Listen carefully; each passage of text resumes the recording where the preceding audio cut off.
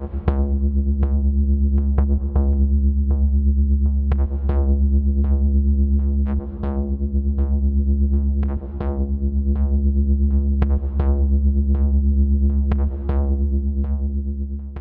folks, I'm Spence and I humbly welcome you to the 3rd annual Cult Mania Awards! Hooray! So, 2022 was a heck of a year. I mean, have you seen what it did to me? And a lot of very, very good stuff came out, so let's celebrate the good stuff! And what better way to kick off the awards than with the best worst movie of the year? Now, usually this award goes to a film that is terrible, but is like so bad it's good, so bad it's really funny. You know, Verotica won the first award. I haven't seen anything that ticks that box. Nothing that was that bad that it was really funny. I've seen some bad films, but nothing that was that good. So this year, this award is actually going to the film that I liked the most, that everyone else seemed to hate. And the two films that were up for this award were very, very close. They're very similar films in that they are both legacy sequel type films. There was Halloween Ends, which everyone generally seemed to hate for being weird and different, and I really enjoyed. And the film that wins the best worst film of the year is Texas Chainsaw Massacre, the one that was on Netflix. Try anything and you're cancelled, bro. Oh, fuck. It's sort of getting this award because it is technically a worse film than Halloween Ends. So it fits that side of things more.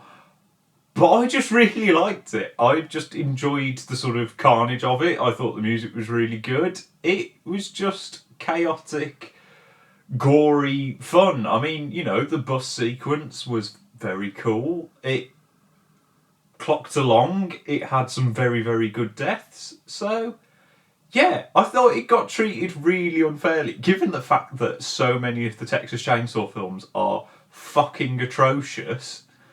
This is probably, like, up their top 3 Texas Chainsaw films, so people chill out. It was good fun. Now, next up, we have my personal discovery of the year. Not that I discovered this thing that no one else knew, just something that I hadn't seen before, or a director that I didn't know about before, or knew of but hadn't seen enough stuff by. Because I love film, and I spend more of the year watching stuff that didn't come out this year than I do the new stuff. So it always feels nice to give a shout out to someone or a film that I've just fallen in love with this year that didn't come out now. And this year, my discovery of the year is Gaspar Noé's films. Before this year, I had seen Climax, and that was it, because it was the only one of his films that was sort of readily available, easy to get hold of. But thankfully, Arrow and Indicator and Mubi and loads of other places just decided, do you know what, this is the year of Gaspar Noé. So I finally got to see Enter the Void, which I've wanted to see forever. After seeing just the credit sequence, which is possibly the greatest credit sequence in anything ever.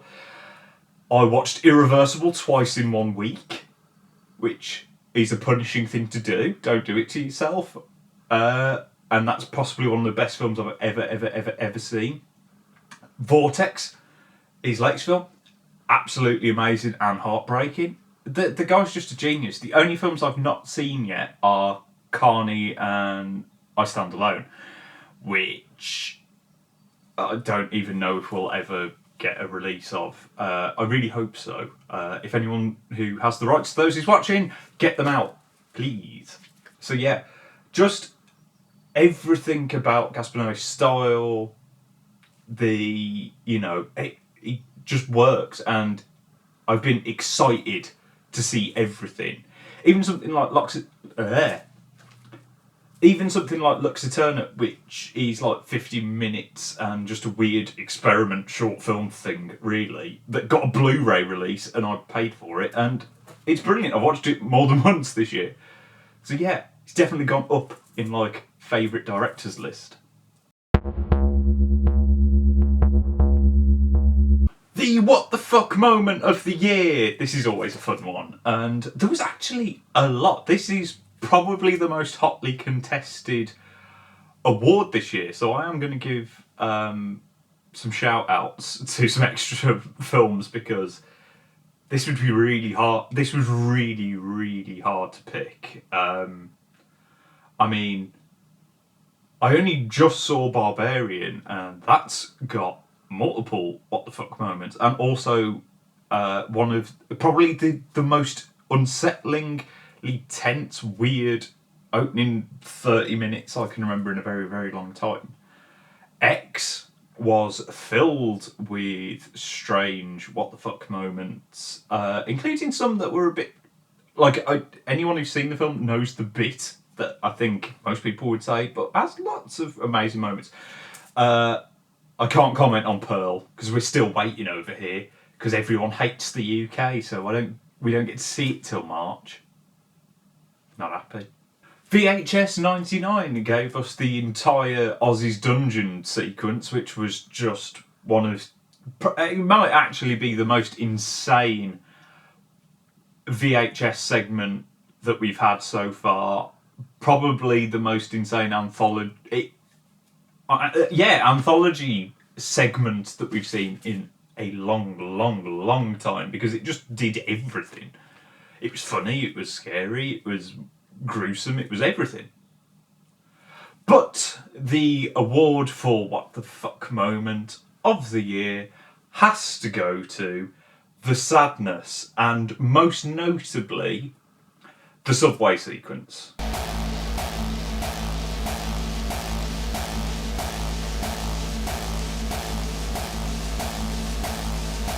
Now, the sadness, rightfully so, gained quite a lot of notoriety for being fucking gruesome and full of some of the most violent shite that I have seen this year.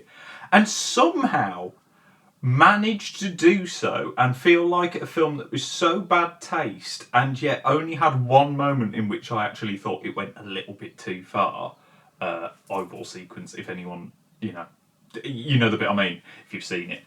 But a lot of the film could have been on this list. In fact, it was quite difficult to pick, but the subway sequence is just such a barrage of blood and gore and just depravity on screen that I don't remember the last time. It reminds me of a lot of the joys of like an old Miike film back from like the heyday, when you just go, this is just shocking and funny and horrible and what is happening, but made now with really brilliant special effects. It could have got this bit for just like the blood spurt onto the ceiling alone. So yeah, the sadness takes what the fuck moment of the year.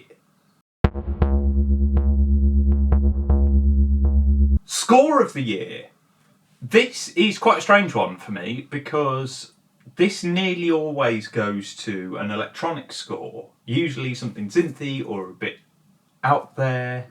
And this year, I weirdly found myself drawn to a lot more organic sounds, a lot of acoustic instruments. I loved the Bones and All soundtrack. I loved the score for Alex Garland's Men, done by Jeff Barrow and Ben Salisbury. And the winner of this award is Dan Wool's score for Mad God, which is not a film that I expected to have an absolutely amazing soundtrack. And I guess it kind of has to, because it's a silent film from memory.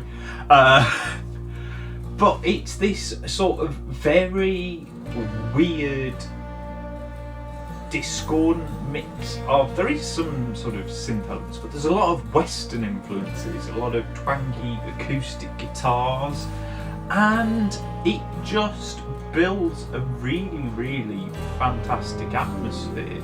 I found myself listening to the score a lot, and I've been tempted to sort of put the film on in the background to just have the soundscape. I mean, the sound of the film in general is phenomenal, but yeah, it's nothing. It's not the sort of score that I would generally find myself listening to, but I keep returning to it over and over again. So it's a brilliant piece of music for the film, and it's just brilliant outside of it. So yeah, Mad God takes Score of the Year. Best Performance of the Year. Another one that was truly very, very, very difficult to make my mind up on, especially because it felt like every now and again someone else would just appear and make me think, no, you deserve Performance of the Year. We had 3 fantastic performances in Bones and All from Taylor Russell, Timothy Chalamet and Mark Rylance, who all, any other year, could have probably taken this. Perhaps not Mark Rylance because he's not in the film enough, but Russell or Chalamet could easily, and nearly did, take this award. I didn't see Men until about a week ago. I should have recorded this video before seeing Men, and Rory Kinnear nearly usurped for Performance of the Year. That could very, very, very easily have happened, because to play all these different characters, I know the film is very, very hit and miss depending on its, who's seen it, but you can't dispute the fact that he's brilliant in it. The Northman had Alexander Skarsgård both being transformed and being just brilliant, and Anya Taylor-Joy being as fabulous as she is in everything, and just the sheer sort of gutsiness of their performances in that. Everyone in The Northman's brilliant, and dealing with harsh elements and weird dialogue and all that shite. But the award for Best Performance has to go to Anna Cobb for We're All Going to the World's Fair. Hey guys, Casey here. Welcome to my channel. Today I'm going to be taking the World's Fair Challenge. Now, this is one of those things in which Cobb's performance is so central to why that film works, and the fact that she's so young and on screen on her own for the entire film, and yet you are completely engrossed and fully invested in the character, and I never found myself being bored. And it's a performance in which so much is left up to interpretation. You can watch the film and go, this is happening. You can watch the film and go, this is all a performance. She's just phenomenal in it, and there are moments in which she's really scary. There are moments that are really funny, and you feel an empathy towards her no matter what's going on in the film. So yeah, Anna Cobb takes Performance of the Year. Right, we are on to the big 3, and we're going to kick it off with Best TV Show of the Year. This one was a little bit trickier in that Cult TV didn't seem to find me this year, so I fully am aware that this may be a bit of a disappointing category, because I just didn't seem to find the time to watch a lot of new TV. A lot of the stuff that I watched TV-wise was old, like Brand New Cherry Flavour, which is fantastic actually. But there were some nice, spooky, horror-y standouts. Wednesday was great. I'm not going to give it that, don't worry. We are sticking something more cult. Takeshi Miike took a stab at K-drama with Connect, which was very interesting. Didn't entirely hold together, which is a shame, but had some fantastic moments. But I'm giving the award for Best TV Show to The Baby. I'd like to go over your statement. The woman fell from the cliff, followed by the baby, which I caught like this. Which was a horror comedy TV show, half-an-hour episodes, only 8 of them, that had no right to be both as funny and genuinely sort of emotionally affecting as it was. Anchored by a brilliant performance by Michelle DeSuarte and a absolutely amazing score by Lucretia Dalt, it's a film about a killer baby. Film? TV show. TV show about a killer baby. And managed to pack in like an episode about like domestic abuse and LGBT rights into the middle of a stupid program about a baby that can telepathically kill people. That was genuinely quite harrowing and shocking, and then able to do other points later on in the series that were still really funny and dark, and it just worked. It had no right to be as good as it was, and I'm very, very glad that it exists, and I hope it finds a bit more of an audience, because I don't know anyone else that's actually seen it. Right, mainstream film of the year. This was definitely going to one film for like nearly the entire year, and that was The Northman, because The Northman is fucking brilliant and deserves to find a far bigger audience than it did. Robert Eggers made an absolute epic that still feels small and character driven, and has naked dudes fighting in a volcano at the end, so gay points for that. But I have to give this award to Bones and All, because it's easily one of the best films that I've seen in years. It's phenomenal. Rules: never, never, ever eat an eater. I thought you might be hungry. It has some of the best performances. It looks amazing.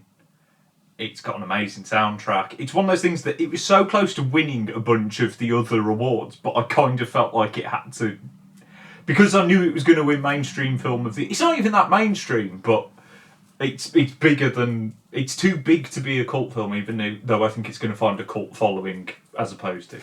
But Luca Guadagnino, he's becoming one of my favourite horror directors. I'm not that fussed about seeing anything. Well, I do want to see his other films, but whenever he steps into something more horrific, he just becomes amazing. Like, truly. I've not stopped thinking about this film. I'm really looking forward to reading the book. I've just got so many other books that I've got to get through first.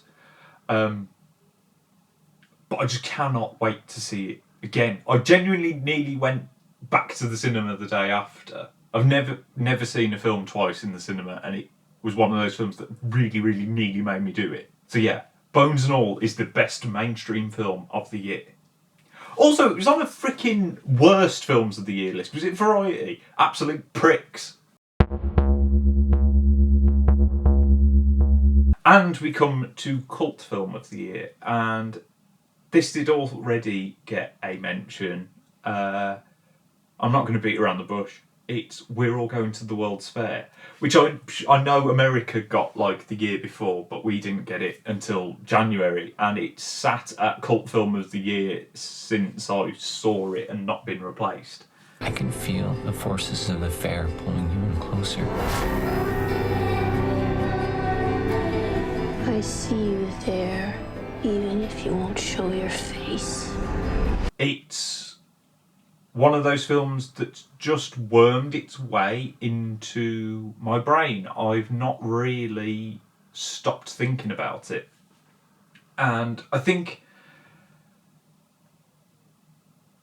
yes, I am predisposed to like it because, yes, a trans person made it.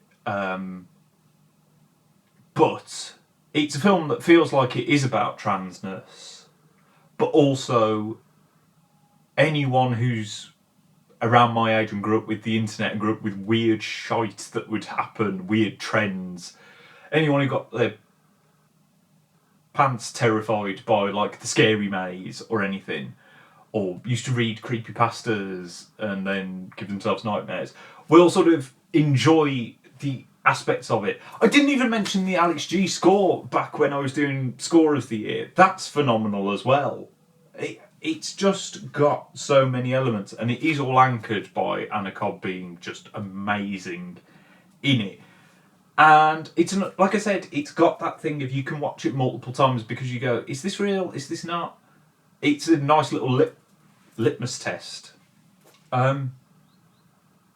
It's probably the film I've rewatched the most this year. So, we're all going to the World's Fair. Best cult movie of the year. And there we have it. Those were the Cult Mania Awards for 2022. Let me know what you would have put in all of these awards categories. And yeah, I'm excited to see what we get this year. There's a lot of stuff that I'm really excited for. I know Skinamarink is very, very close. That's really quite high up on my, anticipation list, as is Evil Dead Rise. So actually as well, not only tell me what you loved from last year, tell me what you're excited for this year. I don't know why last year's over there and this year's over here. But yeah, let me know down in the comments. Like and subscribe so you don't miss any more videos. And I shall see you next time.